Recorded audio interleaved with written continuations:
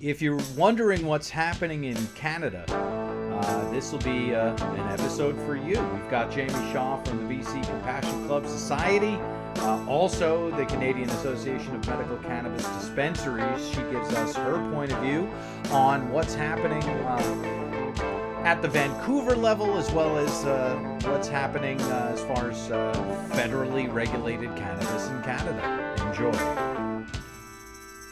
Okay, so we've got Ms. Jamie Shaw from British Columbia, from the BC Compassion Club, also from the Canadian Association of Medical Cannabis Dispensaries, better known as CAMCD.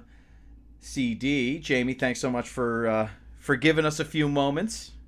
Thanks for having me, and nicely done on the CAMCD pronunciation. So British Columbia, because I'm from America, and that makes me both selfish and ignorant. I want to make sure that we understand that you're on the West Coast, correct? We are, yes. Just a little bit north of Seattle. Okay, right above Seattle, and you're in Vancouver, is that right? Yes, yeah. And I'm going to be in Vancouver in about a month, and I have heard that it is literally the most beautiful place that anyone has ever seen, ever. I would have to second that. Yeah, there's a reason I chose to live here. Got high mountain elevation. You can ski while looking at the beach that you can spend the afternoon on. That doesn't sound too bad at all. No, it's pretty nice. And it's in a rainforest, so that doesn't hurt either. So you've got skiing, you've got the beach, and then, of course, the rainforest if one of those things, if those things get too boring. Yeah, exactly. Right. All right, and so you say you chose to live there. Are you not from Vancouver personally? No. I'm kind of grew up all over Canada. Spent a lot of my formative years in the United States, actually. And when I first came here in the late 90s, I kind of knew I wanted to live here, but work kept taking me other places for a while. So it wasn't until 2004 that I was able to come back. Got it. Okay, well, let's chart that path. If not for any other reason than to learn about Canada. Where were you born? Oh, well, my family and where I was born is all in Cornwall, Ontario. That's right on the Ontario, Quebec, Canada, U.S. border, near the Akwesasne Reserve. And my family's mostly still there, but we moved around a lot when I was younger. So went from there to Calgary, to Joliette, Quebec, to Edmonton, and then ended up moving to New York. Oh, wow. Okay. And we'll get to New York. That's where I'm from. But I heard you say Calgary, Quebec. Did you say Winnipeg as well? No, I never lived actually in the middle prairies. Calgary was about as close as I got to the prairies. Okay, you said Edmonton is what you said. Yes, yeah. I finished high school in Edmonton. Got it. Okay, and again, what I'm doing is I'm taking my knowledge of NHL hockey and overlaying that with what you're saying. So when you say Edmonton, it's Winnipeg Jets, Edmonton Oilers. That's what the meaning is to me. Again, ignorant, selfish American. But so you grew up in Ontario, or you were born in Ontario, and then what was the next stop? I do want to take this kind of slowly. Well, okay, it's a lot of ground to cover. I think when I was 4, we moved to North Bay, Ontario, which is pretty far north. And then when I was 5, we moved to Calgary. I think we moved back to Cornwall when I was like 9 or so. And actually, no, we went to Joliette first in Quebec for about a year. And then I went back to Cornwall for a couple of years. And then I moved out to Edmonton. And I was there for about 2 years. All right, and so you're saying Cornwall, which is in North Bay. I want to make sure I understand this. No, North Bay was another town that's further north of all the Great Lakes. Cornwall is right down at the end of the St. Lawrence River where the Seaway starts into the Great Lakes. Okay, there we go. Okay, and now I've actually pulled up a map, and so now I can see North Bay. Fair enough. Okay, and so how many hours north of, because it's directly north of Toronto there, how many hours north of Toronto is it? North Bay, I don't know. I was 5 when I lived there, so I never really paid attention. I gotcha. You weren't driving yet. No, not at all. All right, and so what were your parents doing that you were moving around so much? My mom was a teacher for a little while. My stepdad worked in the pipeline industry, and I think that caused most of the later moves. And then I had kind of moved out on my own when I was about 16 or so, and went to Edmonton to go to a performing arts high school. Got it. Okay. But you had already been in Calgary because Calgary's west, Edmonton's west, right? You had already been there with your folks, or did you take that trip yourself? No, that was also very young. I was probably about 7 or 8 when we were in Calgary, and that's when my brothers and sisters were born. Got it. And your dad being in pipeline management, you said pipeline management? Yeah, I'm not sure exactly what he did, but he worked on sites. He's passed away now. But yeah, he was like some sort of manager on the pipeline sites. Don't really know. Yeah, no, I would imagine that's what brought you to Calgary, Edmonton. Obviously, Edmonton Oilers, the hockey team. That there's a lot of oil. There's a lot of that industry up in that area. Correct? Yeah, there is. Yeah, more so in Calgary than in Edmonton. But I was lucky enough to be there when they won their last Stanley Cup. So I see. Okay, and that's the Flames or the Oilers that you're talking about? that was the Oilers. Oh, so you remember Wayne Gretzky? Yeah, he had actually got traded, I think, the month after I moved there. Oh God! And so then it was Messier that did it himself, if I'm not mistaken. If I've got my hockey. And then he Yes, followed okay. me. Yeah, and then he was playing in New York when I was in New York, and he was in Vancouver when I was in Vancouver. So yeah, we were wondering why Messier came to New York. It's because of Jamie Shaw. Yes, exactly. All right, so you move out. Now, you move out when you were 16 or 19, did you say? I was 16. Okay, so that's a little young to move out, Jamie. Is it not? Yeah, probably. But I had just kind of continued with my high school. So I was working, actually, I worked in West Edmonton Mall and went to Victoria Composite Performing Arts High School for my last, should have been a year, but I dragged it out to 2. Got it. Okay. And do we want to get why you moved out so young? Do we want to go through that at all, or what the relationship with your parents was at the time? I think it was just where I was. I had already kind of done everything. I was very interested in theater at the time, and so I had pretty much done everything I could do there. So going to Edmonton was great because the high school they had there actually it's got a heritage theater with trapdoors and a fly gallery, and it had TV studios in it. The school has a mime troupe, a dance troupe. It was kind of a special experience, so it was worth it. Wow. No, that sounds great. That sounds like they had everything. What was the name of that school? Victoria Composite High School. All right. Excellent. Excellent. And so that's the performing arts is what brought you to New York City, right?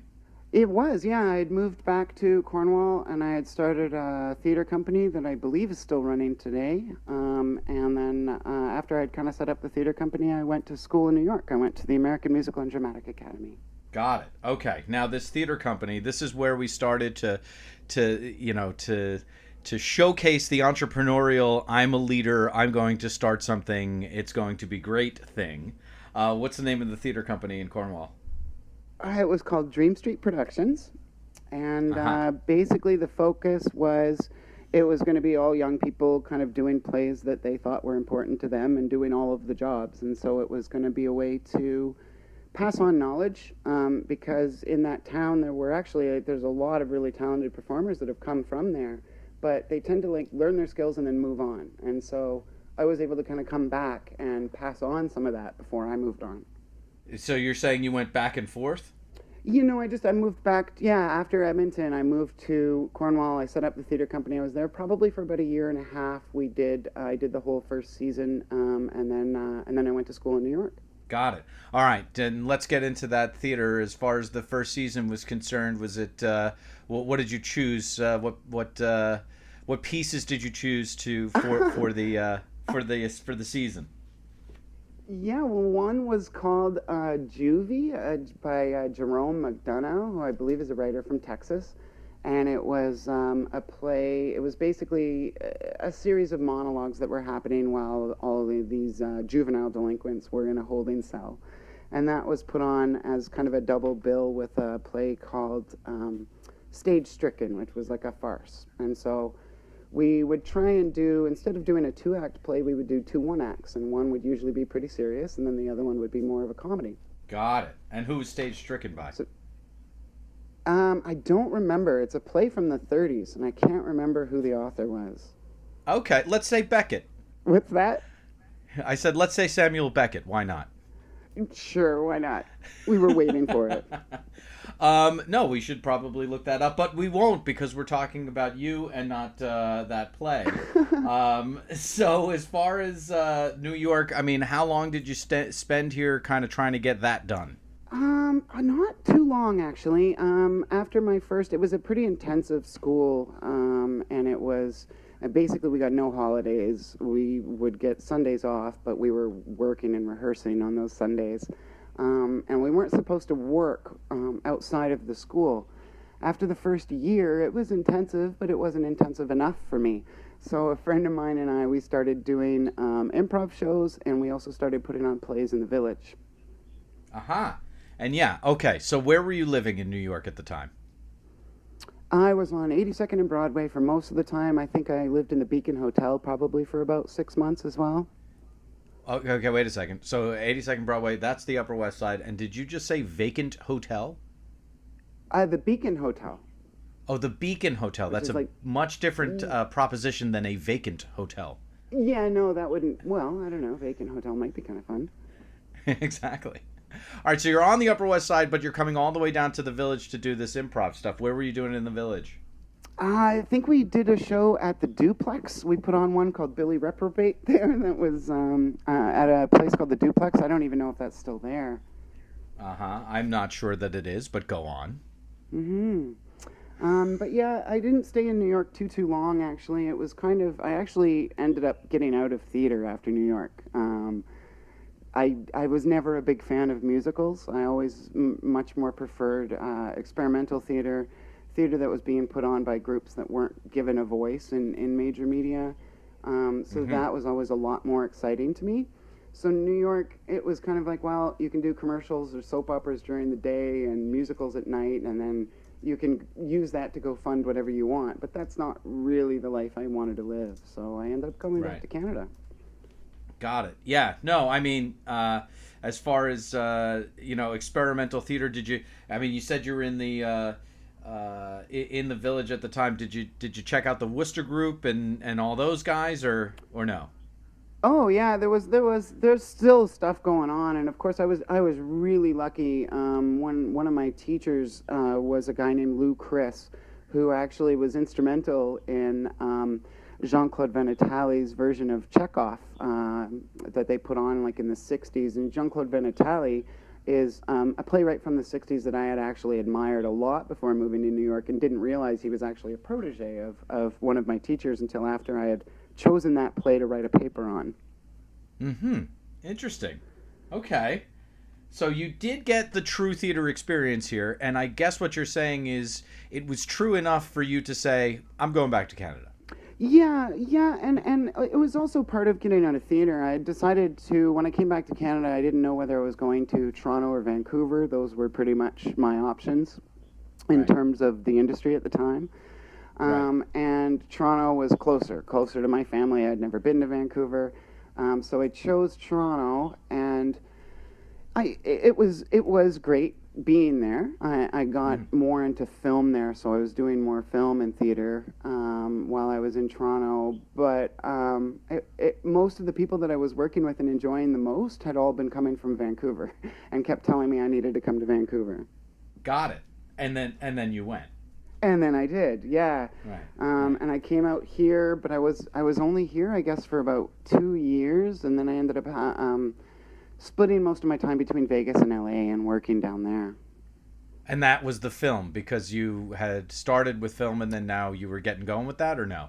Yeah, so when it was theater, I did some performing early, but I had transferred over to directing pretty quickly and would still perform occasionally, but really only when I was asked or if it was a favor or something. Mostly I was into directing at that point. And when I started to get into film, it started to kind of transfer a little bit more into writing. So I ended up in Vegas. I was writing for a documentary company down there, and just doing lots of little random plays. I also, different random screenplays, but I also was able to work with a group called the Cassandra Project that did a play called Single Black Female in Los Angeles, and I was able to do the production design for that. So that was a really nice experience for me. That's a big deal. Yeah, I mean, there was, it was me, a little pasty white girl from Canada, our Hispanic stage manager, and everybody else involved was African American, and it was probably one of my most cherished experiences, actually. And how come? Why? I mean, for obvious reasons, but what did you truly learn from that? Well, I don't know if I got to really learn anything as much as just enjoy taking it in. It was nice to see theater being done for an audience that it was still very palpable for, that the message was very palpable and powerful. And it was very entertaining, it was very funny, but it had a lot of substance to it. And it was nice to see a different culture expressing themselves and watching the audience enjoy that expression and watching how the audience reacted. It was very different. So it was lovely. Interesting. Okay, so you're kind of toggling between kind of production design for theater as well as directing, as well as writing and doing some film. Yeah. Right, and you're still kind of in LA, Vegas type of deal. And then when did the next progression happen, I guess? Well, it was interesting. While I was down there, and it's kind of funny to say this now, but while I was down there in Los Angeles, there were no cannabis dispensaries in LA. And I would come up to Vancouver when I could, because it wasn't that far away, and it's a nice place to come and visit. So every 6-7 months or so, I would come up here for a little while. And I actually got recommended to the Compassion Club, the BC Compassion Club, by my doctor. I was diagnosed with anxiety, which I thought was the funniest thing I'd ever heard. But I'd had a couple spells apparently where I had passed out. It was years ago, but when I was describing the symptoms and what had happened, my doctor was like, "Well, you actually have anxiety." And I thought, well, that's ridiculous. I mean, I've lived in New York. You know, if you survive New York, how do you get anxiety? But right. It turned out it was chemical. It wasn't emotional. It wasn't psychological. There was just something where every once in a while my body would just start producing lots of adrenaline, and I'd want to start running. And it was all internal. It was never externalized, really. And so he tried me on some different pharmaceuticals, and nothing really. The only things that actually seemed to work for it would turn me into a zombie. I'd just be staring at the wall all day, and I think you can tell I'm normally pretty productive. I had written for songs and had books of poetry published while all of that other stuff was going on as well. I also taught ESL for a little while during all those years. So I can't just sit there and do nothing, right? Right. So eventually he actually sent me to the BC Compassion Club Society, and I kind of thought it was a joke. I'd smoked recreationally for years and thought, if you're going to send me for medical cannabis, I'm not going to complain. But it was actually the folks at the BC Compassion Club Society being able to access the same strains, knowing what the strain actually is and being able to get it again, which is not something you get buying off of the street. And then you can actually start tracking what the different strains do to you, and that's when it really changed my outlook on things. I realized why sometimes cannabis seemed to help and why sometimes it didn't, and it was totally dependent on the strain. Interesting. And so the BC Compassion Club, though, what you're saying was already started. It had already started up, or how many years was it operational before you kind of got to know them? It had been operational, I think, for about 5 years before I came along.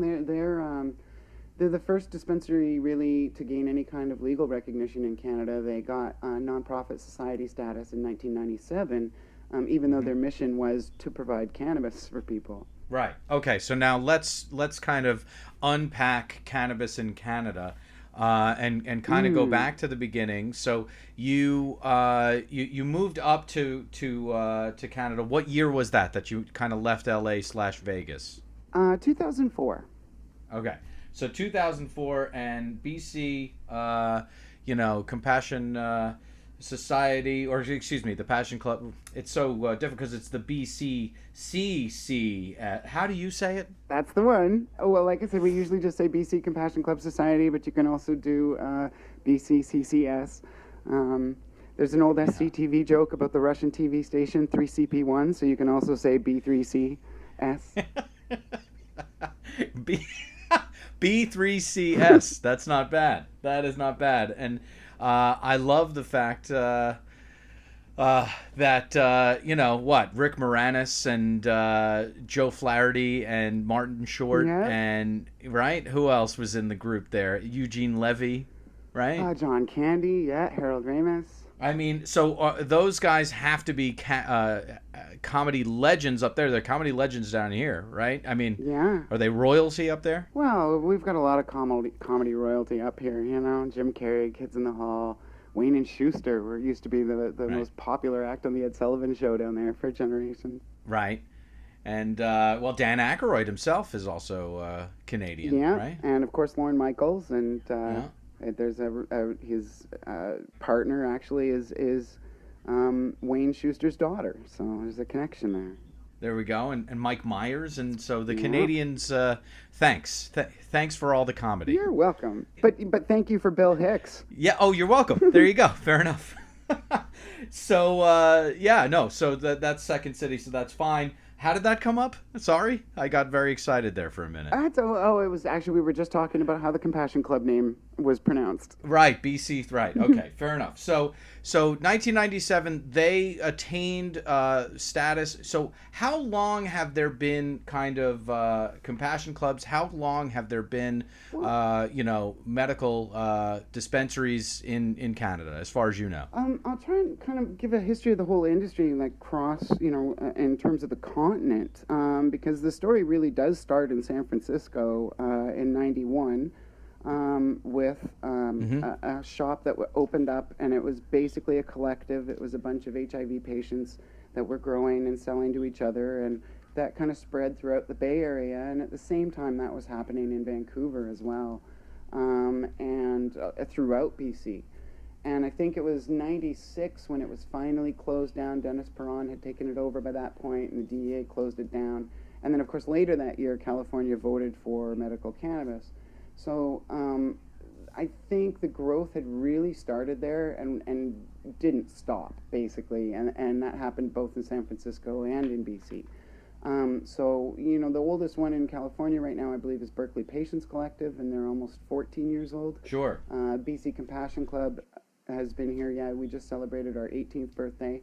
But there are other places around, too, that are dispensaries that are still operating that have either been raided and closed for a while and then reopened, or were running really underground for a long time before coming up. So it's, there's a lot of controversy around whether BC Compassion Club is the first dispensary in Canada, but it is definitely the first one that was very open about what they were doing, and particularly in terms of paperwork and telling officials what they were doing. Mm-hmm.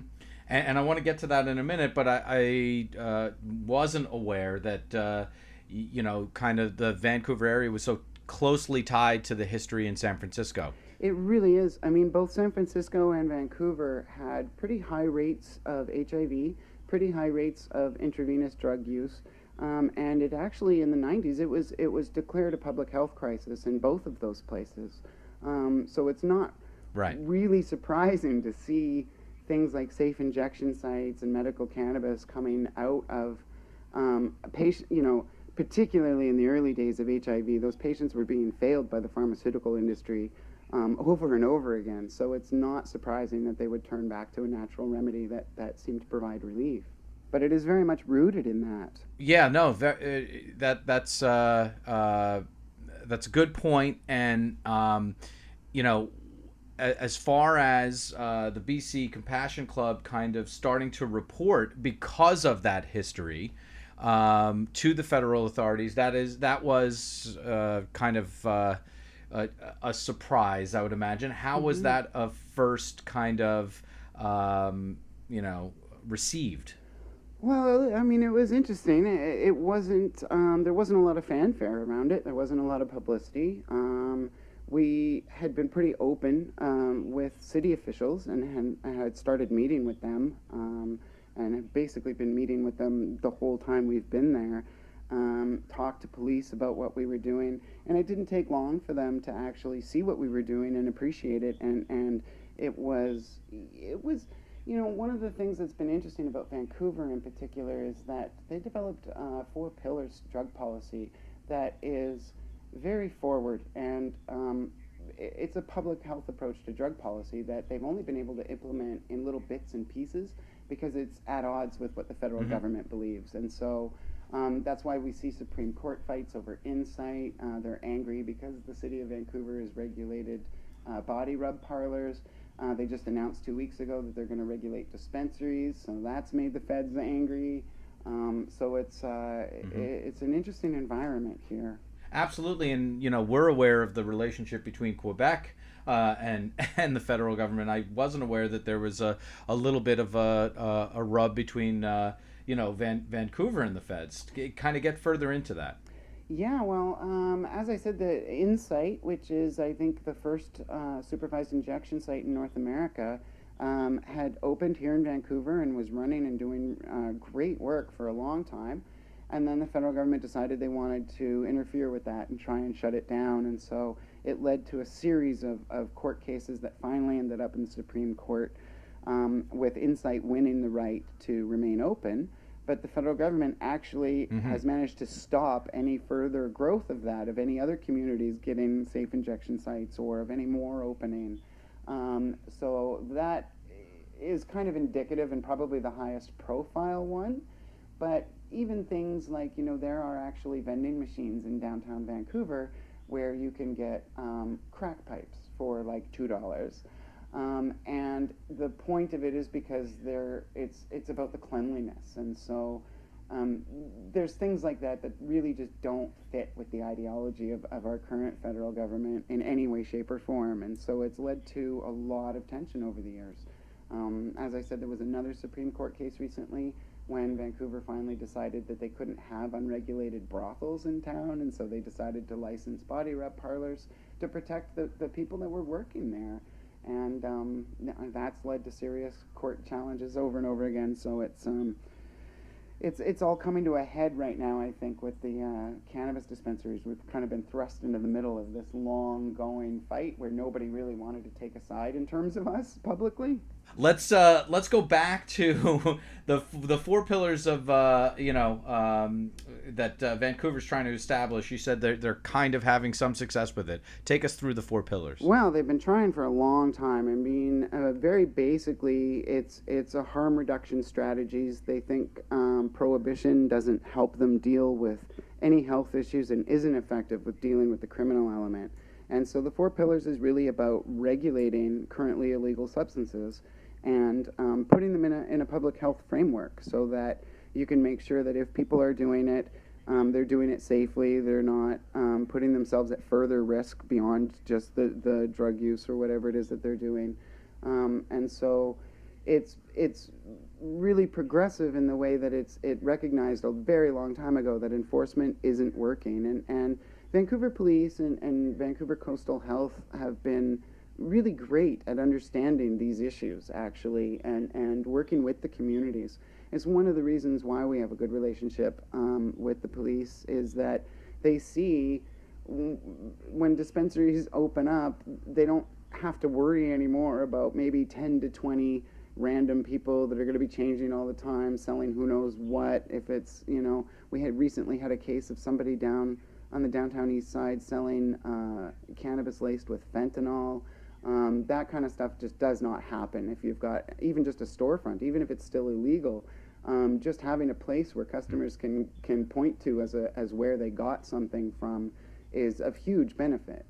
Absolutely, and so if the clinics and the dispensaries are on the same page, if you will, with the Vancouver government, the Vancouver police, you take us through what is currently happening with Health Canada and how they view it. Oh yeah, that's going to be a little complicated too. In 2001, a patient won the right to an exemption for cannabis for prohibition, and the court ordered the government to create an exemption. It also suggested that they look at compassion clubs. The governments have not been friendly to being ordered to doing this, and so their first program consisted of one supplier that was actually at one point growing cannabis in an underground uranium mine. It was pre-milled, radiated, and sent to people, and they only had one strain, and that was the system they created. After numerous court challenges to that system, they decided to allow patients to grow. There were more court challenges, and so more patients were allowed to grow and to designate growers. And then recently, in 2012, they announced that they wanted to overhaul the program completely. It was supposed to begin last year. And it's a program that basically focuses on, it's like the difference between craft brewing and Budweiser, right? They have about a little over 20 producers at this point. They're all very big corporate grows, all indoor, tons of security requirements. They're only allowed to deliver cannabis through the mail. And doctors have been put in charge completely of deciding whether or not patients can have cannabis, which in one way is good, but when it's still illegal and the government's going around saying it's not a medicine, it's not very encouraging for doctors to actually prescribe.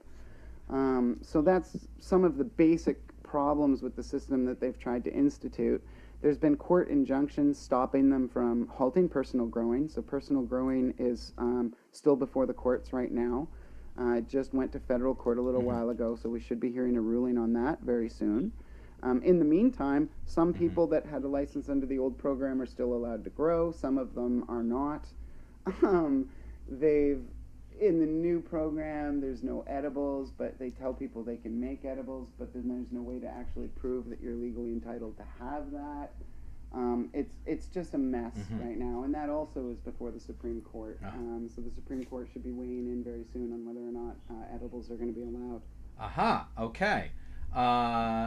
And when does that ruling come down specifically? Do you know or no? No, the trial was at the end of March, and we hear the timeline's usually between 4 to 6 months, so should be coming up soon.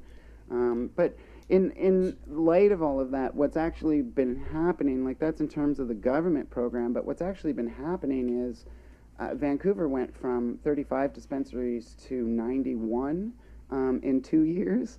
The rest of BC went from, I think, 5 or 6 dispensaries to now near 30. The growth of dispensaries since this new program has just been insane, actually, especially when the government's message has been that they're illegal over and over and over again. So why do you think that there's that hyper growth? Is that related to the United States, or what is the reasoning? Partially, I think. I think there's a few different reasons. I mean, one, I think people really saw that system just doesn't work for everybody. It works for some, but it doesn't work for everybody to have to order your cannabis through the mail, pay for a month's supply, assuming you have an address to have it mailed to in the first place. So I think that was part of it. Another part of it was the fact that, the BC Compassion Club and dispensaries in Victoria have been operating for almost 20 years. So I think when the government said, they're all illegal, people got scared for a couple of months, and then when nothing happened, they decided, hey, why not open a dispensary? And another big part of that is actually what's happening in the United States. It's the reaction up here when we hear Texas is considering medical marijuana or even full legalization. Up here we're like, Texas? Before us? Texas? Yeah, no, that's also what we're saying. But yeah. But it's pretty positive. So explosive growth. 35 to 91. What's the 35 dispensaries to 91 dispensaries? What's the time frame on that? 2 years, actually, probably about a year and a half. Right. And the producers have gone from mostly personal to absolutely corporate. And we know a lot of those guys, and we're going to have some of them on. And so they're tightly regulated. We know that. And So we've got the delivery systems now, we've got the dispensaries, we've got no edibles yet, no infused products yet, but maybe we've got a ruling coming down sometime this summer that says maybe that'll happen. So it's kind of all happening, even despite that one kind of caveat that it's federally illegal. Yeah, pretty much. I mean, the LPs aren't allowed to deal with dispensaries. So it's ended up creating, what they've managed to do is create three different cannabis industries. Dispensaries had formed and started, and by the year 2000 had already developed a really good model. A few years after that, Health Canada decided to do the personal growing and designating grower model. And then now this licensed producer model, but all three systems are still actually running in conjunction with each other. And how is that working from your perspective at the BC Compassion Club? And then we're going to get into the association and what you're doing with that. But first, just from your personal dispensary point of view, what are your thoughts? Yeah, the BC Compassion Club, we're pretty unique in terms of all of the other dispensaries that have opened up, and that's, I think for us, that's the saddest thing to see in all of this, is that other dispensaries that are opening, Canadian government regulators aren't looking at our model, particularly when places in the States are. New Jersey and New Hampshire, I mean, I know there's tons of problems with New Jersey's system and the way it's been implemented. But those two states, for example, require wellness centers to be attached to your dispensary. At the BC Compassion Club Society, what we do is we never have a strain over $8. There's one sativa, specialty pure sativa, that comes in at $9 that we occasionally have. Everything else is generally between $8 and $6. We have specials for $2 or $5 throughout the week. That's actually the same cannabis. We just subsidize that price. On top of that, we actually use the profits to fund the wellness center next door, where we offer 10 different modalities of healing. We have an acupuncturist, we've got a couple nutritionalists, herbalists, and the largest member use apothecary in Western Canada, where our herbalists can meet with our members and make tinctures that are non-cannabis related. We've got a lot of locally sourced and wild-crafted herbs that they work with there. And so we really take a holistic approach. For example, a massage session at the club, members pay an average of 68 cents for those sessions, and we pay a little over $100. And anywhere else, that's going to be $120 minimum. So it's sad for us to see that model isn't being picked up for medical use. So I think that's kind of where we're coming from. We really kind of wish people would look at what we're doing and look at what we're doing for our members and realize that separate from recreational, if you're going to have a medical cannabis, this is the one that works best for patients. So totally understood. So that is kind of your point of view from your dispensary, on medical, cannabis as medicine, and that's what you're doing with it and how you're doing. You've also pointed out the kind of the relationship between you and Vancouver, and the relationship between Vancouver and the federal government, and the relationship between the federal government and basically the cannabis industry itself. Some of those reasons, I would imagine, is why you started up, CamCD. So take us through the kind of when you guys started the Canadian Association of Medical Cannabis Dispensaries, and let's start with that. When did that light bulb go off for you? Yeah, that was just a little bit before my time working for the club. Actually, it started in about 2010, and it was the BC Compassion Club and 8 other dispensaries across Canada at a time when there were only about 30 in the whole country. Realized that if we waited for the government to give us regulations, it was probably not going to happen. So we figured we should write the regulations ourselves. And if we did it in terms of a certification program, we could actually then be promising patients that these dispensaries at least met certain standards. So we developed a very thorough, with the University of British Columbia, developed a very thorough certification program that has over 70 different standards that businesses have to follow. along with 18 required operating procedures. And one of those, particularly for the BC Compassion Club Society, was giving back to the community and making sure that at least if it was a profit dispensary, it was still giving money back. And we do see that with all the oldest dispensaries in Canada. When I say the BC Compassion Club is unique, it is, but the other oldest dispensaries are giving back in other ways. The edible case that I'm discussing is being taken on almost completely by a dispensary in Victoria. Another one here has launched a movement called Sensible BC, which aims to kind of get a proposition put on the ballot, which apparently can be done in BC, but is a lot more difficult than in the States. So I think it was just a recognition that there was a need for a common voice. When that was almost finished being developed, the government announced its new system. It looked like there was going to be pharmacies included, so the group started to kind of work towards trying to see how dispensaries could fit into that system. That's when I kind of came in. And we realized that there was no way, the members in particular that these dispensaries were serving were not going to be served by the new system. So we really felt like we didn't have a choice. Like we kind of had to keep going and had to continue being illegal. But, you know, we do recognize there needs to be some standards. There needs to be some confidence in the industry. So I want to get into some of the specific regulations and standards that you placed on yourselves. But why was that, if you could unpack the decision to that you couldn't be served by what was mandated? Can you explain that a little bit further? Yeah, I mean, as I said, we don't ever have a strain over $8 ever, and often subsidize most of that, and the profits from that go back into the wellness center. What we were looking at with this new system was, I think, like $1.3 million investment in security systems, concrete bunker type warehouses to grow the cannabis in, and then of course the actual only being able to deliver through the mail. Some of our members don't have addresses. Some of them end up moving fairly frequently.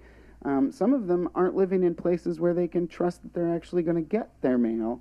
And then, of course, the price of shipping and handling on top of everything else was just, there was no way we would be able to meet their needs. And then, of course, the exclusion of baked goods and concentrates and extracts of any sort. Got it. All right. Well, understood on all points. Let's just focus in on kind of cleanliness and security.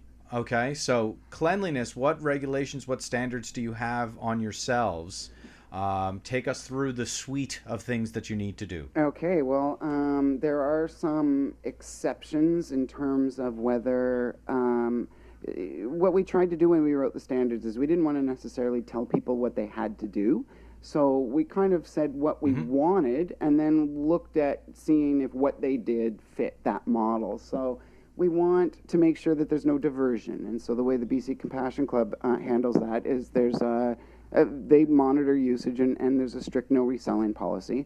That's not a problem now with 80 other dispensaries in town, but it used to be. But we also want to make sure there's no diversion from our supply. So the BC Compassion Club will do exclusivity contracts to make sure that they buy everything from that grower so that nothing they're growing is going anywhere else. And then we have the right to go and inspect their sites as well. So we can go and actually look at what they're using, look at all the products that they're using, how they're growing. For us, we don't ever use any sort of pesticides. We label some things organic, but frankly, all of our cannabis is food safe, and our definition of organic is extremely strict. We use natural predators, things like that. We do require testing, which is a difficult issue because we are illegal. So labs sometimes are willing to work with us, but it's difficult to get paperwork from them saying that they worked with us. But we do have some that will do that.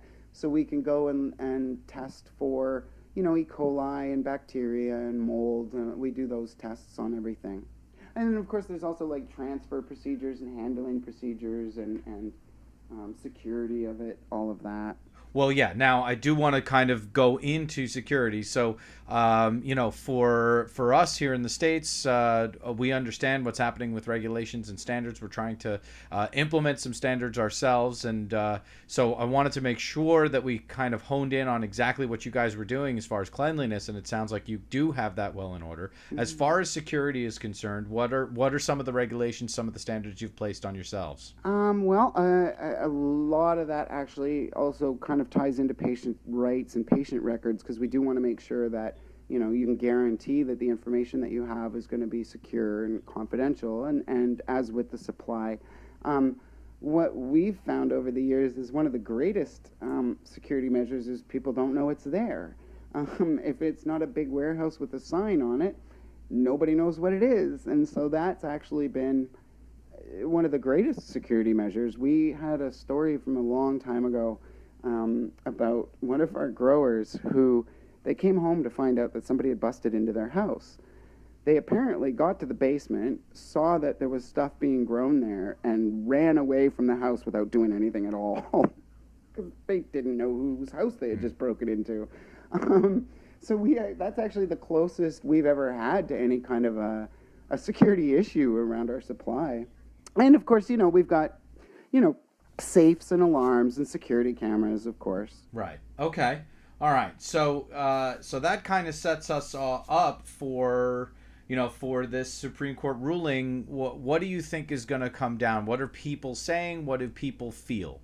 Well, I think it certainly looked in the trial like the government wasn't doing a great job making its case, and the lawyers, the judges seem to really see that.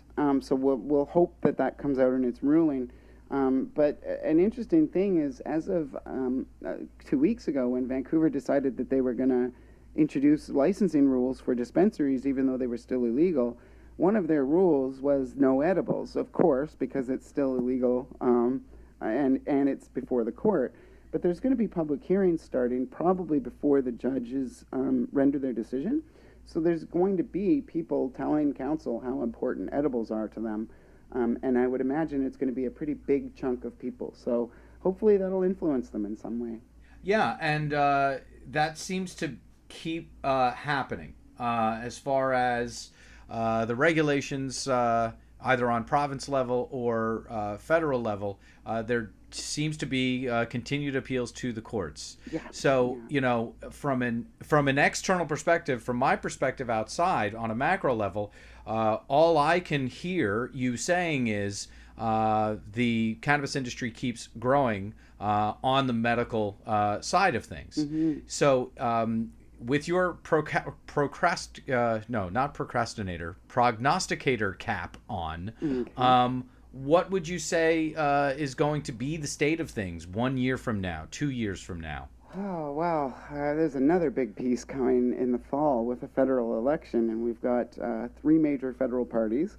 The one that's in power now is all for the prohibition approach, although they've hinted that they may decriminalize. Another one of the major parties has said decriminalizing cannabis would be their approach, which means fines instead of jail time, so still not great. And right. Then we've got another party that says they want to legalize, but they haven't really talked about how they will deal with medical system if they legalize recreationally. So there's so much up in the air right now. I think the only thing I can predict with 100% accuracy is that if the courts don't recognize the needs of patients, they're going to keep meeting them themselves. I think that's what we see with dispensaries as well. Everywhere that's closed dispensaries, they just open up again because you can't regulate against something that's needed. If there's a need for it, you have to meet it. If you don't, it will get met other ways. Yeah. And so what are some of the medical issues that folks are coming in with? What ailments are you serving? Well, at the Compassion Club, our demographic is quite a bit older, I think, than most other dispensaries. Originally when it started, it was a lot of HIV and a lot of cancer in particular, but now we're seeing a lot more MS, Crohn's, colitis, ADHD, fibromyalgia. A lot of the members that we get are palliative when they come to us, so they've often only been given a short time to live. and it can be anything, any different types of cancer. There's a lot that cannabis is beneficial for. So you are serving those people, and so thank Hmm. you for that. You know, the kid that was that moved out at 16, and the person that started the theater company. I mean, are you surprised by where your path has taken you? A little bit, but I think every couple of years I am. Right, my whole life, every couple of years I've stopped and looked back and gone, "Huh, that's weird." So it's kind of a consistency for me. But in this one, it's interesting because when I did first come out to Vancouver, one of the things that I had been working on was a documentary on cannabis. Not just Yeah. cannabis, but prohibited substances. So it actually looked at coffee because it had been one of the first prohibited drugs in Europe, and looking at why it had been done. So when I very first came out here, it was about 96, so just before things really started happening here. But there was Mark Emery, and there were a lot of activists here. So I came out here to kind of meet with them. And somebody I'd pitched the project to earlier had kind of done a knockoff version of it. And so I just kind of gave up and let it go. But it's kind of weird to come back full circle that way. Absolutely, absolutely.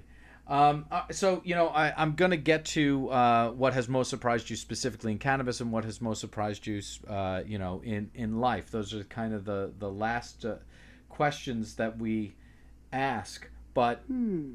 as far as the ties between the medical, cannabis industry in Canada and the medical cannabis industry in the U.S., you brought up New Hampshire and New Jersey, but I wonder what other, overlaps have you noticed? What similarities and what differences have you noticed? It's one of the most interesting things that I think I've noticed is that all of the earliest dispensaries in Canada are very close in their core value to all of the earliest dispensaries in California. If you go to Oakland and Berkeley and San Francisco and look around at their dispensaries and how they do things, that's the way the oldest ones up here do them. And if you look at the cities and their approach, that's the way that the approach of BC cities has been for the most part. So I think what's been interesting is to watch that change, to see that that was the seed and it still survives, but in a very diminished form. That's not what propagated throughout the rest of the continent. So it's, yeah, I think that's probably what's been most interesting. Got it. And then, are you keeping aware? You mentioned that you know what's happening with Texas, because that is a current,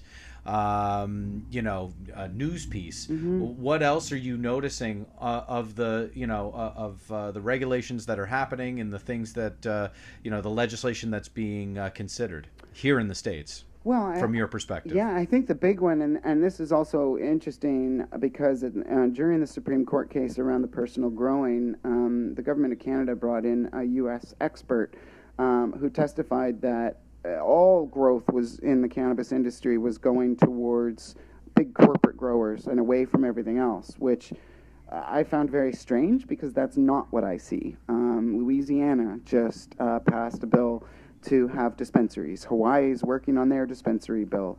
What we're seeing is that the dispensary model seems to be the one that's getting picked up by most of the U.S. states.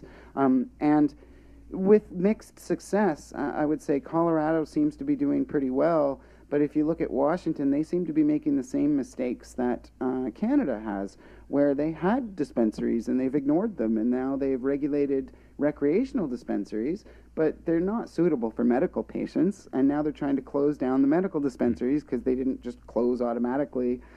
So I think, it seems Washington State is the line that we're looking closest to, but it seems like most other places are, if they're not getting it right the first time, they're getting it right in their adjustments. It's coming along.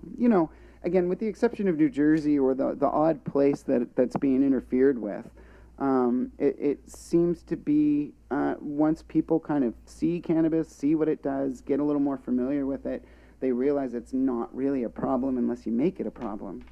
Right, and I think that to kind of refocus us all on the fact that there are truly patients that Hmm. are at least getting help with ailments like and not treating, sure, but not solving, but at Yeah. least getting help, assistance with cancer and AIDS and HIV and and Crohn's and colitis. One of my Yeah. best friends has Crohn's, and MS. One of my best friends has MS, so Mhm. that's kind of crazy. But whatever. But all these additionally palliative care, kind of solutions.